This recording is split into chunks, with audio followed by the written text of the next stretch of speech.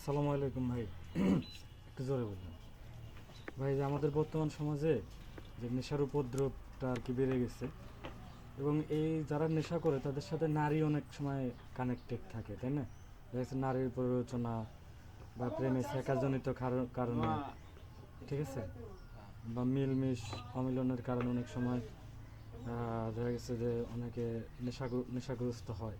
তো এই সম্পর্কে, এই যে নারী এবং নেশা, এই সম্পর্কে আপনার মূল্যবান মতামতটা যদি একটু বলতেন, এবং আমাদেরকে একটা যদি মেসেজ ক্যারি করতেন, যে মেসেজ দিতেন যে কীভাবে এর থেকে পরিত্রাণ পাওয়া যায়, তাহলে ভালো হতো। ভাই, কথা হলো যে একটু জল। যদি দেশে আইন শৃঙ্খলা বাহিনী অনেক ভালো থাকতো, ঠিক আছে, তাহলে দেখা যেত হয়তো ভাই এগুলো অনেক কন্ট্রোলে আসতো। ঠিক আছে, আমি তো ভাই ছোট মানুষ, তার কারণে অত কিছু জানি না আর অত কিছু বলতে পারি না ভাই।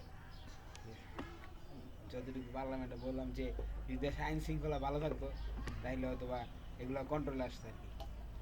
আচ্ছা, আর নারীর ব্যাপারটা? নারীর ব্যাপারটা যেমন এই এটা সম্ভবত ধারণা নাই। মানে নারী আসক্ত হয়েও কিন্তু অনেকে নেশা করে, তাই না? হ্যাঁ, তো এই ব্যাপারটা আমরা কীভাবে কি কীভাবে কী পদক্ষেপ নিতে পারি, এবং আমরা যে একটা ধরেন মানুষের কাছে কি মেসেজ দিতে পারি? এটা ভাই